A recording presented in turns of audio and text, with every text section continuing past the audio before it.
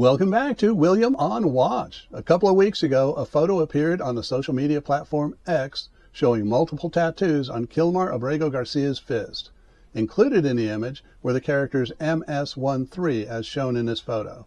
That image, however, has been discredited as having been digitally altered by an apparent amateur photo editor to include the MS13 characters.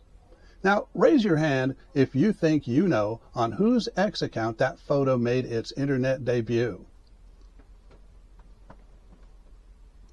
Okay, I see several hands out there. If you guessed Donald Trump's X account, you are exactly correct. It also appeared on Trump's Truth Social account and was reposted on White House social media accounts. So the White House Office of Communications, under the leadership of Communications Director Stephen Chung, is now assisting in the dissemination of this bogus image, whether knowingly or merely through willful ignorance, because there certainly was no attempt at authentication. In a more recent photo, one taken when Senator Chris Van Hollen visited Abrego Garcia at Secot Prison, you'll see that the MS-13 characters do not exist. We're going to take a closer look at the phony photo, as well as Terry Moran's ABC interview with Donald Trump, during which Trump repeatedly demands that Terry Moran accept the validity of the fake photo. But first, does passing off an obviously bogus photo as being legit even sound like something this United States president would intentionally do? Let's stroll back in time to see whether Donald Trump is actually capable of such brazenly deceptive behavior. Indeed, he has reportedly on multiple occasions attempted to deceive the media in one foolish way or another. From the 1970s into the 90s, he was known to call media outlets misrepresenting himself as some fictional character through whom he would brag about, of course, himself, using names such as John Barron and John Miller. Trump has at times admitted to using aliases and at other times denied it. In the upcoming audio clip from 1991, Trump telephones journalist Sue Carswell at People magazine posing as fictional publicist John Miller. At the time of this recording, Trump was being divorced by Ivana and was also breaking off a relationship with future wife Marla Maples after giving her a ring which he later claimed was never intended to be an engagement ring. After hearing the recording, a tearful Marla Maples reportedly confirmed the voice as being Donald's. He also brags about Trump having been granted a license by the New Jersey Casino Control Commission in a 5-0 vote because, of course, he's going to brag. He's Donald Trump. Check it out. Good, Harry. What's your name again? John Miller. And you work with Norman? Yes, that's correct. John Miller. Can you sort of, I guess we're going to try and put a story together. We have a deadline today because our magazine closed, well, basically yesterday, but we'll probably get something together about, it's been on the cover of the New York Post. And I saw that. What kind of comment is coming from either your agency or from Donald? Well, it's just that he really decided that he wasn't, he didn't want to make the commitment. He didn't want to make a commitment. He really thought it was too soon. He's coming out of a marriage that, and he's starting to do tremendously well financially. As you saw, he got his licenses 5-0 the other day, and totally unanimous. And in this next bit, he brags about all the women wanting to date him. So many women. And, he's somebody that has a lot of options. And frankly, he gets called by everybody. He gets called by everybody in the book in terms of women. And well, he gets called by a lot of people. And a lot of the people that you write about, and you people do a great job, by the way, but a lot of the people that you write about really are, they call. They just call. Actresses, people that you write about just call to see if they can go out with them. So is it just me, or is this simultaneously pathetic and creepy? A little bit off the record, I can tell you that he didn't care if he got bad PR until he got his divorce finished. So when he got a lot of bad financial stuff, he liked it because he it was good because he could get his divorce finished. Once his divorce is finished, if you notice, since then he's doing well financially and he's doing well in every other way. Like the licensing was 5-0, was unanimous. And people are saying, how come all of a sudden he's doing so well? And then I guess this day, about 2 weeks ago, did a story on that.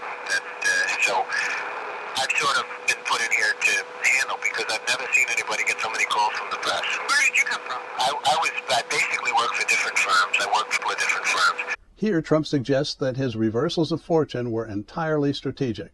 a way to keep Ivana from getting a fair settlement. But we know better. By then, his lack of business acumen had become widely known. Again, he didn't leave Marla for her. He just wants, he does things for himself. I mean, he leaves for himself. He does things for himself. When he makes the decision, that will be a very lucky woman. But he's not going to do that until he makes the decision. You know, when he makes the decision, he's very capable of a total commitment when he makes the decision. But he felt it's too soon. Off the record, he probably felt Marla wasn't the right one. Or whatever, but he just felt it was too soon. So Trump says the one he ultimately chooses to marry will be a, quote, lucky woman, and that he'll make a total commitment to her. Okay, let's fast forward to 2016 when Donald Trump is the presumptive Republican nominee for president, and the 1991 tape you just heard somehow mysteriously resurfaces during a time when other current events had temporarily pushed Donald out of the spotlight. In the upcoming clip from 2016, Sue Carswell revisits that infamous phone call and speculates about who might have put it back into the headlines some 25 years later. If you're enjoying this content, please take just a sec to like and subscribe. 25 years, and all of a sudden this comes forward. There's no reason for it to have come forward at all. There's not been some Watergate break-in at your apartment where someone could have... This is Watergate going on right now, Michael.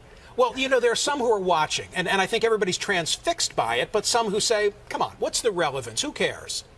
Who cares? I mean, he's running for president. It's all about the character of a president. And, you know, whether he should be in the Oval Office, being able to, you know, run this country, and is he going to still be punking us when he's president? Let's go back to what happened. It's 1991. You're at People magazine. He's got some domestic discord. You call Trump's office. Yes. And what happens? I called his office and asked to speak with Trump about the tabloid headlines that he had dumped Marla for Carla Bruni. And I got a call back from a spokesperson who claimed he was John Miller, and I said, you sound just like Trump.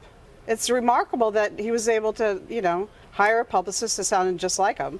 And he said, well, you know, I just come from places. He wasn't very specific. And I had my list of questions, so I just went on with them. But your antenna were immediately raised. Well, it was just like, this is uncanny. Right.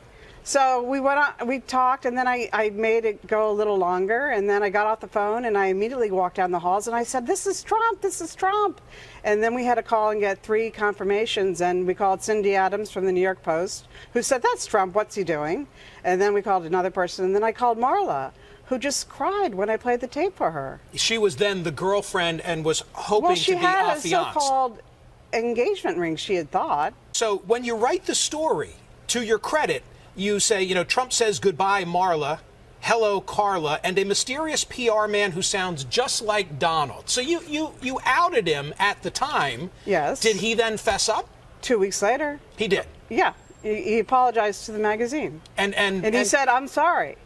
And he said he had disturbed, you know, this had disturbed Marla greatly. And let me put on the screen what People magazine then published at the time, quote, the John Miller fiasco Trump called a joke gone awry. At the beginning of that clip, Sue Carswell suggests that Trump might continue punking the American people even as president. Come on, Sue, surely not. But let's dig further in our quest to determine whether Donald Trump would do something so outrageous as to fake an image in such a sloppy way. I mean, would he think that we're stupid enough to believe that? Or does he simply think he's a genius? Perhaps he thinks both. Let's journey back to September of 2019 to find out. Day 958 of the Trump administration, and in plain English, the first reaction a whole lot of people had to what we're going to show you first tonight here was, do they think we're stupid? This involves the Hurricane Dorian, just this minute upgraded, now a major hurricane again at Category 3, grinding up the Atlantic seaboard tonight. We'll update its course later in this hour. But the short history of our first item here is simple. Before Dorian arrived, the president said it could hit Alabama among the other projected states. He said it out loud, said it on Twitter. Problem was, it was never in the National Hurricane Center forecast.